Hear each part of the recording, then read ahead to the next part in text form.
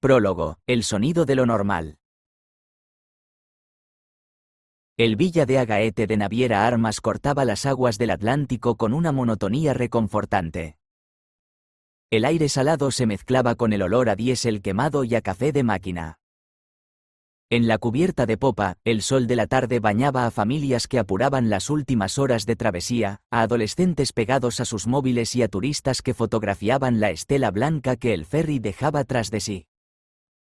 El corazón del buque latía con un ritmo constante, un rrrrrrummmmm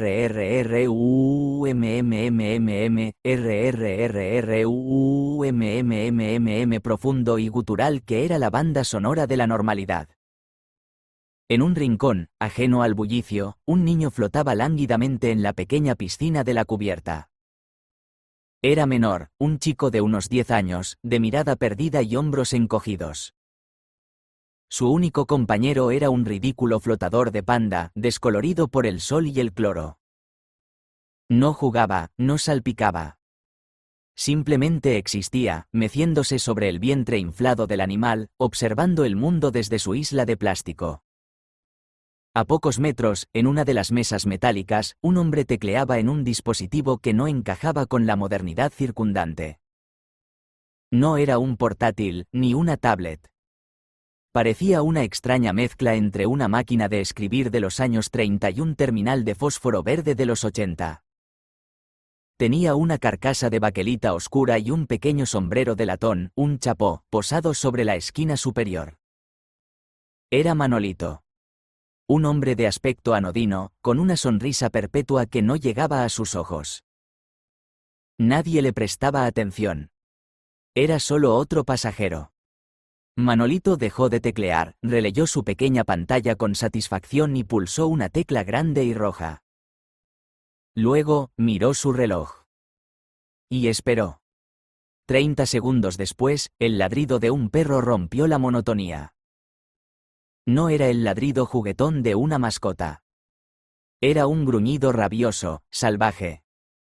De la bodega de vehículos surgió un mastín con los ojos inyectados en sangre y espuma en el hocico, que se abalanzó sobre el pasajero más cercano. El pánico fue instantáneo. Mientras la gente corría, Manolito sonrió y volvió a teclear. Del mismo hueco oscuro aparecieron 2, luego 3 perros más, de distintas razas pero con la misma furia demencial. Y no se detuvo ahí.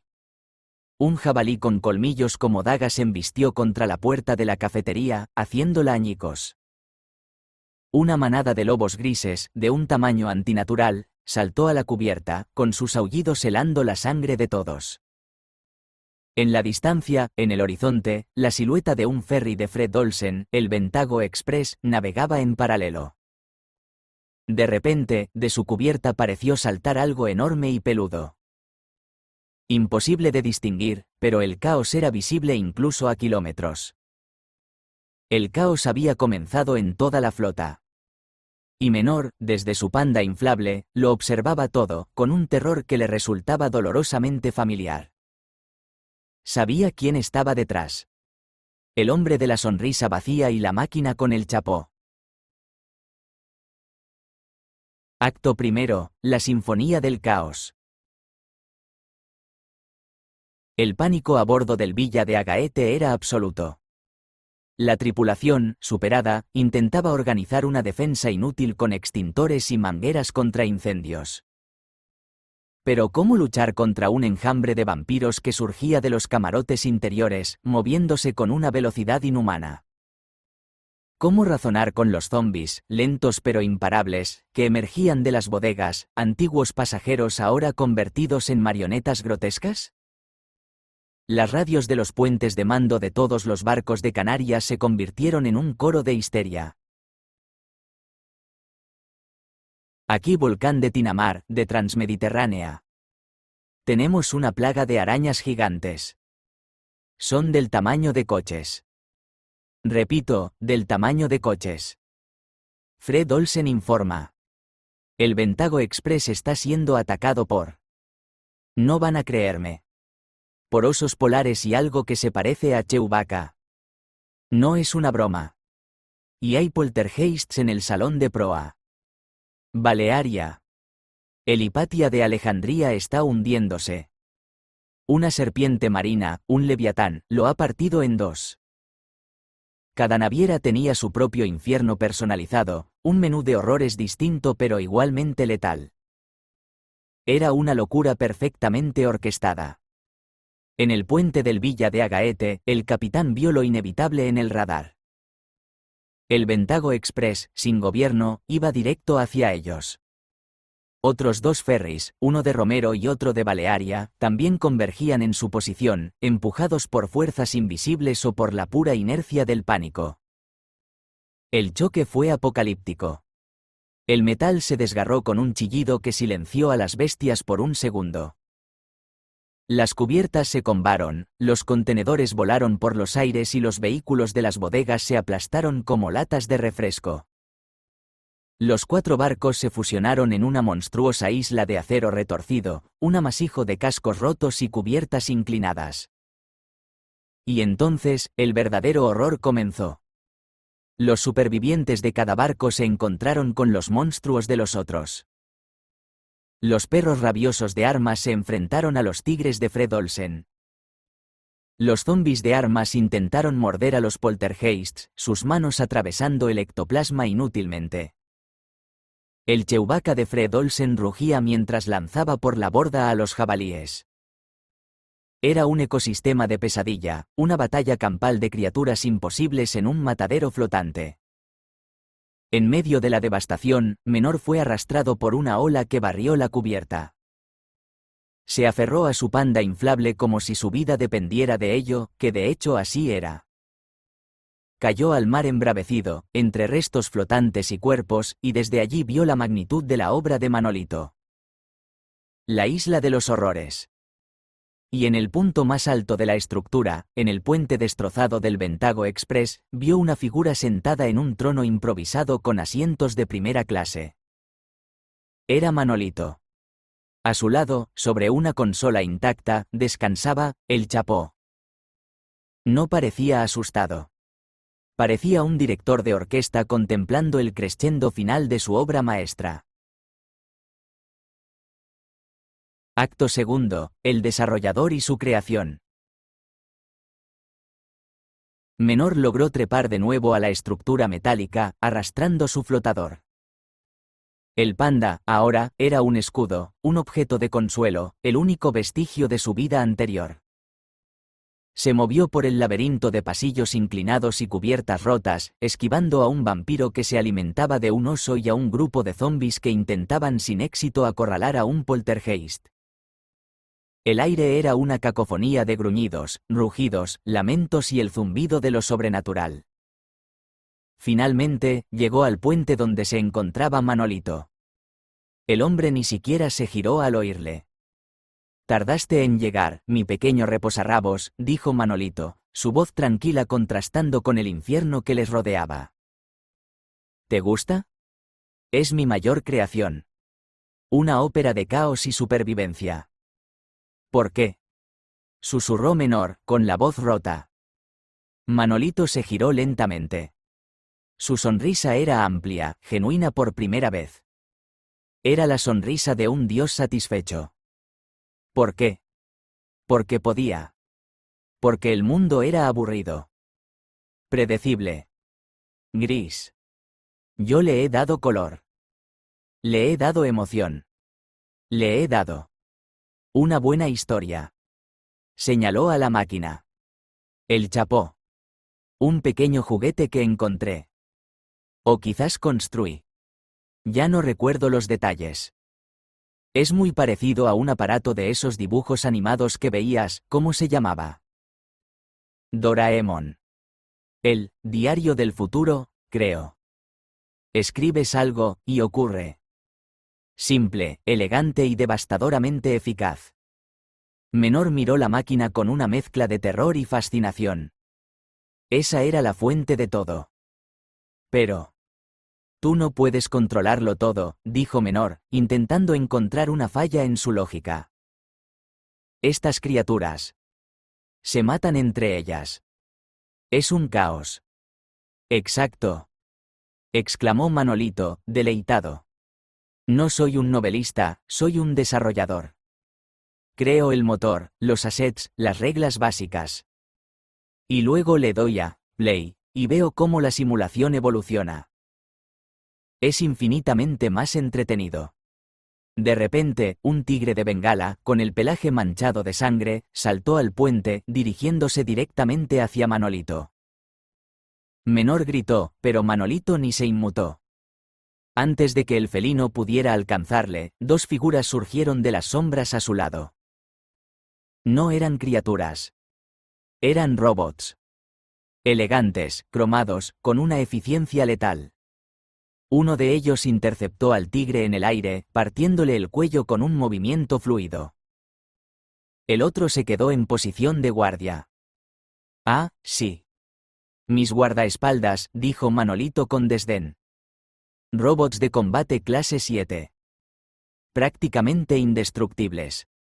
Y si algo les pasara a ellos, están respaldados por una flota de robots clase 9, unas 300 veces más avanzados, en órbita geoestacionaria. La desesperación de Menor se hizo más profunda. Manolito continuó su monólogo, saboreando cada palabra. Y ellos, a su vez, son solo los conserjes de los Nanard. Unos robots humanoides tan avanzados que crearon su propia biología. Los Nanard son los dueños de una especie de brutos a los que llaman los esclavizadores, quienes a su vez tienen como aliados a los conquistadores y a una docena de imperios galácticos menores. Soy invencible, Menor. No porque sea fuerte, sino porque he subcontratado mi invencibilidad a una cadena de poder cósmico. Soy el becario del universo, y he robado las claves de administrador. Manolito se levantó y se acercó a Menor, agachándose hasta que sus caras quedaron a escasos centímetros. Y tú, mi pequeño reposarrabos, eres mi espectador. Mi crítico. El único que conoce la verdad. ¿No es un honor? Estás presenciando la creación de un nuevo mundo, escrito por mí. Ahora, si me disculpas. Creo que la historia necesita un nuevo giro. Volvió a El Chapo y tecleó. Del cielo empiezan a llover meteoritos de fuego que solo impactan contra las criaturas, no contra los humanos. Miró su reloj. 30 segundos después, el cielo se tiñó de rojo y pequeñas bolas de fuego comenzaron a caer, impactando con precisión quirúrgica sobre lobos, vampiros y zombis, que estallaban en llamas entre chillidos de agonía. Manolito reía a carcajadas. Pero Menor, en medio de su terror, notó algo. Un detalle ínfimo. Al escribir, Manolito había tenido que corregir una palabra. Había escrito, humanos, y había tenido que retroceder para ponerla, H. La máquina no era inteligente. No interpretaba la intención. Solo procesaba el texto final. Era literal. Absolutamente literal. Y en esa literalidad, Menor vio una grieta. Una minúscula, casi inexistente, posibilidad. Acto tercero, el reposarrabos se revela. El plan era una locura suicida, pero era lo único que tenía. Menor tenía que llegar a El Chapó. Aprovechando que Manolito estaba distraído, absorto en su macabro espectáculo de fuegos artificiales, Menor se deslizó fuera del puente. Se movió con un sigilo que no sabía que poseía. Usó el caos a su favor. Arrojó un trozo de metal para desviar la atención de una manada de perros furiosos. Se escondió detrás de un contenedor volcado mientras Chewbacca pasaba rugiendo, enzarzado en una pelea con un jabalí mutante. El viaje a través de la isla de barcos fue una odisea de 10 minutos que pareció una eternidad. Finalmente, encontró lo que buscaba, la rampa de vehículos de uno de los barcos, ahora apuntando peligrosamente hacia arriba. Con la ayuda de su panda inflable, que usó como palanca y escudo, logró crear una distracción masiva, haciendo que una docena de coches destrozados cayeran en cascada por la cubierta, atrayendo la atención de las criaturas y, lo que era más importante, de los robots guardaespaldas de Manolito. Por un instante, el villano se quedó solo. Menor corrió. Corrió como nunca antes, con los pulmones ardiendo y el corazón a punto de estallar. Subió por una escalerilla de emergencia, saltó sobre un abismo de metal retorcido y aterrizó de nuevo en el puente del Ventago Express. Manolito se giró, sorprendido. Su sonrisa se desvaneció, reemplazada por una mueca de irritación. Vaya, vaya. El reposarrabos tiene agallas. ¿Qué pretendes hacer, niño? ¿Desenchufar la máquina? Tiene su propia fuente de energía. ¿Destruirla? Mis robots te harían pedazos antes de que la tocaras. Menor no respondió. No se detuvo a su lado. Siguió corriendo, directo hacia el chapó. Manolito, con una confianza arrogante, ni se movió para interceptarlo. Simplemente observó, divertido. En el último segundo, Menor no intentó romper la máquina. Se lanzó sobre el teclado. Sus pequeños dedos, torpes por el pánico, teclearon una única y desesperada frase. Manolito leyó la pantalla por encima de su hombro. Manolito olvida para siempre la existencia de El Chapó y de todo lo que ha creado, creyendo que todo ha sido un sueño febril, y se convierte en el guardián y protector eterno de Menor. Manolito se echó a reír. Una carcajada sonora y despectiva. ¿Eso es todo? ¿Una jugarreta psicológica barata? ¡Qué pateti! Se detuvo.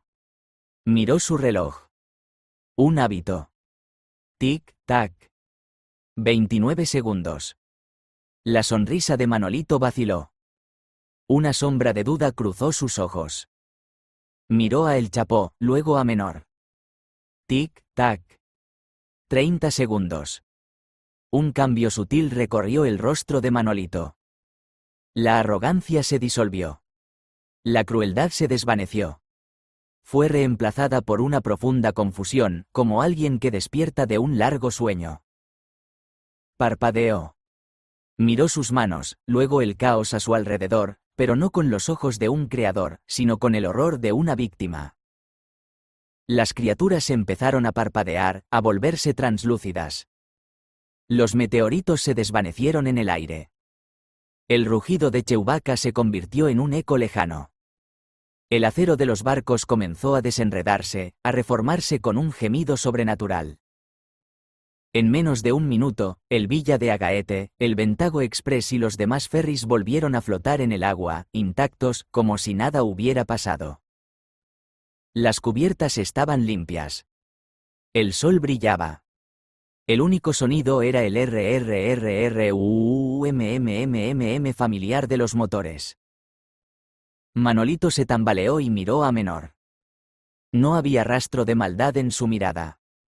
Solo una preocupación abrumadora. Menor. Muchacho, ¿estás bien? Dijo, con la voz temblorosa. ¡Qué pesadilla! Tuve un sueño horrible. Debes de estar asustado. No te preocupes. Yo te cuidaré. No dejaré que nada te pase. Se quitó la chaqueta y la puso sobre los hombros del niño. Menor lo miró. Miró al hombre que había sido un dios y que ahora era solo su guardián. Miró a El Chapó, que seguía sobre la consola, ahora solo un trozo de chatarra inerte, su poder borrado de la única mente que sabía cómo usarlo. No había ganado. No del todo. Había cambiado las reglas del juego. Había convertido su infierno personal en una jaula dorada. Ya no era el reposarrabos del villano. Ahora era la razón de ser del héroe. Un héroe creado, irónicamente, por la última orden del villano. Miró al horizonte, al mar en calma. El panda inflable flotaba mansamente en la piscina, como si nada. La pesadilla había terminado. La condena, quizás, acababa de empezar.